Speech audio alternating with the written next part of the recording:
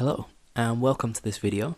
In this video we are going to be looking at the nuclear radius and also nuclear density. So we've looked a lot at nuclear interactions and how things will change and how energy will be released or certain particles will be released. But now we're going to say if we wanted to investigate more on the nucleus itself and kind of make sure that we're correct about this, because we've been wrong about models of the atom before, we need some verification, more verification than we already have, that this is actually true. So what we're going to say is we need to be able to investigate the nucleus as it is. We need to investigate the radii of different nuclei, and we also need to investigate the density of different nuclei as well.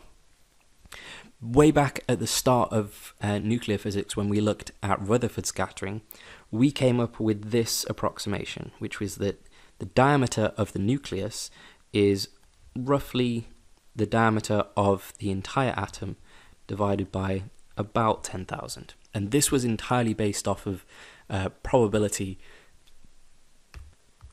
observed during Rutherford scattering of alpha particles.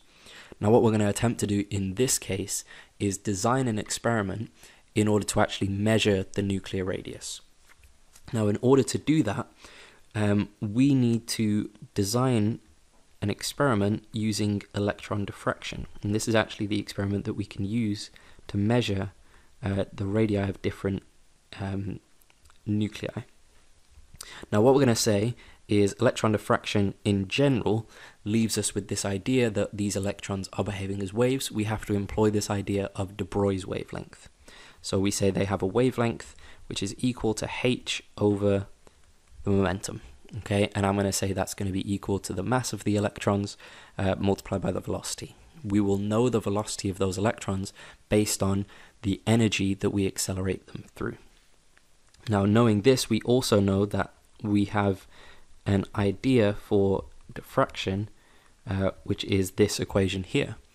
Now, what I can say is that n is just going to be the order of maxima, so I can choose that when I look at the screen, but the lambda is going to be incident due to this, so these lambdas are the same. It's just going to be the wavelength of the electrons that are introduced. Theta is just the angle that again I can measure, and that means d here is just the distance between two nuclei. Now what I'm assuming here is that that distance is just going to be double my radius, okay? So this is the distance between adjacent nuclei. And I know that this is true because what I'm going to fire this electron beam through, I'm going to have an electron beam traveling into a vacuum chamber in order to reduce collisions with any other type of air molecules or gases or anything. Then I'm going to have a thin sheet of whatever substance this is going to be. Now I know this substance is going to have, I'm assuming this substance is going to have a kind of crystal structure. You can do this with any substance and you'll always get the same relationship from it. And then I can basically have a detector here, a very similar setup to Rutherford scattering, and I'm going to see where exactly I have minima and maxima, and I can measure kind of the angle at which I have my first minima or maxima.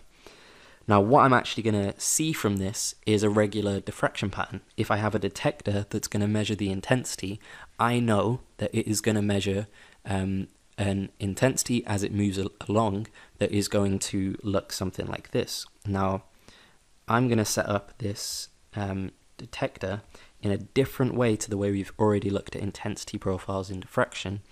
I'm going to say that this is actually going to still be intensity, but instead of having displacement, I'm going to look at the angle that this is displaced by, okay, because I already know that I'm not really interested in the displacement. I basically just want the angle. So if there's an easier way that I can just measure the angle directly, I might as well do that.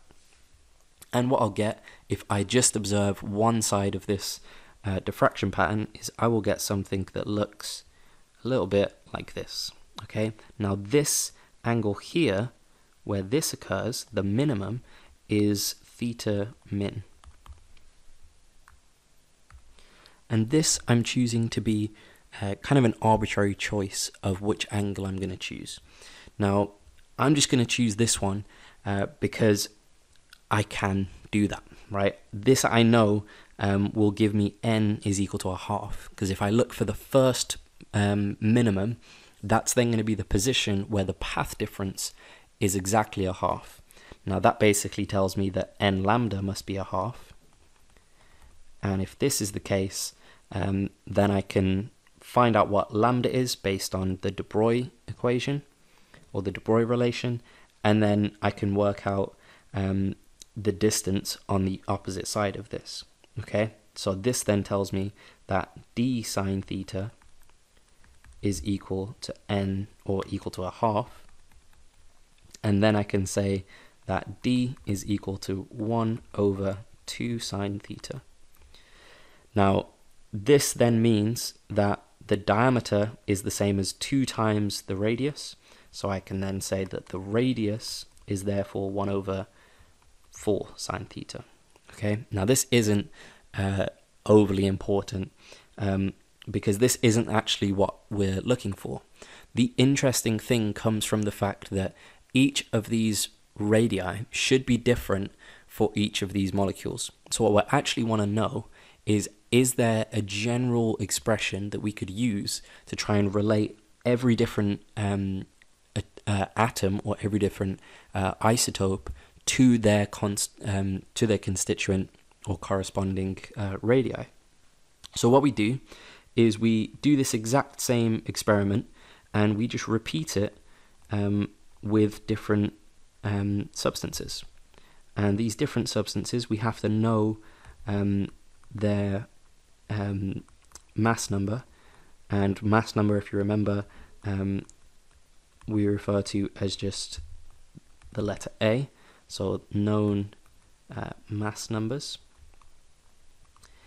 And a general technique for when we actually want to investigate a relationship between two things is if we don't know if they're proportional to r squared, or proportional to the square root of this thing, or something like this, our kind of go-to is to just log both sides, because then we know that the logs will basically bring those powers down.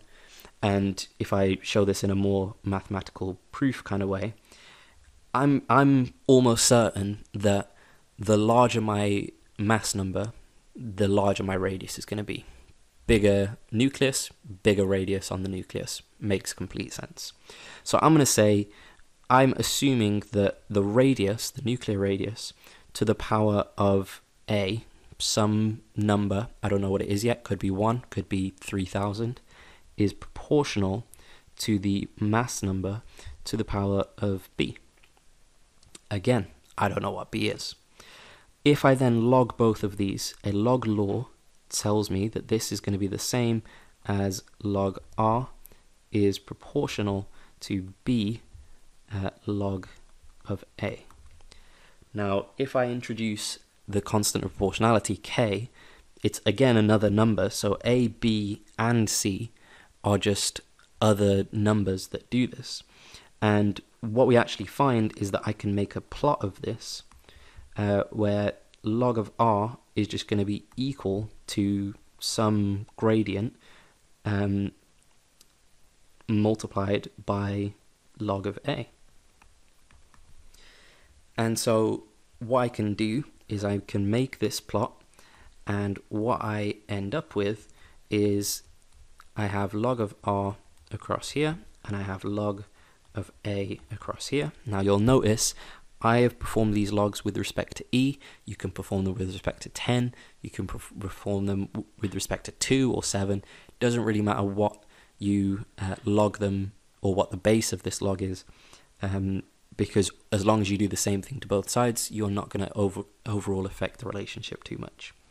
What you will then see is that you will get a graph that looks something like this. It will be a straight line graph, and the gradient of this graph M is just going to be B over A, okay? Now what that therefore tells us is what the power is going to be. And when you find the gradient of this graph, you will find no matter what relationship you have of the atomic radius and the mass number, the gradient will always give you 1/3. Okay? And you'll also notice I have some y-intercept, which is log of R0. Which again, R0 is just going to be a constant. This is referred to as Rutherford's constant. Now, again, this is another mathematical thing that you guys won't have to ever prove, but I'll leave it to you if you would like to prove it from this point. But you can then use all of this information to then go ahead and prove for yourself that the nuclear radius is actually going to be equal to R0 times the mass number to the power of 1/3. Okay? And this is your formula. This formula is given in the formula sheet. It then allows us to calculate the radius of any atom, provided that we know its mass number. Okay, so the radius is actually directly proportional to the cube root of its mass number, where R0 is a constant. Now, this is a constant that will usually change slightly because, again, there's a slight discrepancy when we make measurements like this. But the measurement or the value that I'm going to give you may also be given in the question. So if they give it in the question, obviously go with the value in the question. But I am going to tell you that R0 is equal to 1.05 times 10 to the minus 15 meters. Okay, and this then is an incredibly powerful tool because it means that if we know one number, we can get straight away something else about this system. So this is the nuclear radius, and you can be expected to use this formula. It is on your formula sheet, so you don't have to remember it. Then we can go ahead and say, knowing this about our radius, we can now calculate a value for the density of a nucleus. Now, we already know from materials that density is just mass over volume. And we can measure the mass of a nucleus, or we can calculate the mass of a nucleus pretty easily. And for the volume, what we're going to make is an assumption. So we're going to assume that a nucleus is completely spherical. Okay, now this is a fairly reasonable assumption to make. So using this, we can then say, if we wanted to work out the mass, we're going to introduce a new value, which is called the atomic mass unit. Now the atomic mass unit, which is labeled as U, U is 1.661 times 10 to the minus 27 kilograms. Now, what this basically does, why this is useful, is in all of these questions, if you remember way back in particle physics, AS, when you have to calculate things like the specific charge, and you've been adding first the amount of protons and the mass of all of those, then the mass of the neutrons and all of those. If you use the atomic mass unit, it basically gets rid of that discrepancy. This is almost like an average of the mass for any of these nucleons, basically anything that's inside an atom. Now, what this then means is I can then calculate the total mass of the nucleus, because the total mass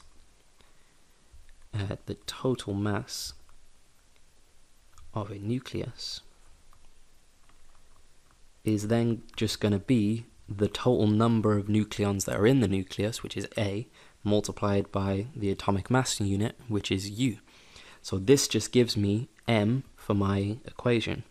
Now I know that I'm having a spherical nucleus, so the volume of this nucleus will follow this trend of 4 over 3 pi r cubed, because it's a sphere. But let me actually replace this with a capital to be specific. I have just proven in this video that I can swap this r for 4/3 pi times r naught cubed a, and this would be a to the power of a third, then to the power of 3 just makes it a, and then I can use this as my volume. When I do that, I can say that the density is going to be a times u divided by, or actually let me times this by 3, divided by 4 times pi times r naught cubed times a. And now what I can do, cancel out this value of a, and the density of a nucleus is going to be 3 times u divided by 4 pi r naught cubed. Now this as a formula, you don't actually have to know, so I'll rub this out. But when we look at the actual formula for this, notice we haven't specified anything about this nucleus. The only thing that we did specify is that it has a mass number A, and that mass number has actually cancelled out of this expression. We have no variables in this expression. The u is a constant number, r naught is a constant number, pi is a constant number, so this means that the density of any nucleus will always give you the same value. 3.4 times 10 to the 17 kilograms per meter cubed. This is the density of any nucleus. To put this in perspective of just how dense this is, because that is a very, very dense nucleus, a neutron star, which is maybe, if you're unfamiliar, if a neutron star had just a little bit more mass, it would have turned into a black hole, which is the densest object in the universe. A neutron star has a density of about 10 to the 21, so it's only a factor of 10,000 times less dense than a neutron star, which sounds like a big factor, but when you think of the actual magnitude we're on here, this is in a very, very high density, which is quite a profound discovery. Just from some simple maths and a simple expression, we come out with this idea that every nucleus that has ever existed or ever will exist must satisfy this value, this density, and it's pretty big. Okay, so now you should be able to use this formula, that is r is equal to r naught a to the power of a third, and you should be able to understand how to formulate this density and then always come to the same value. Thank you for watching.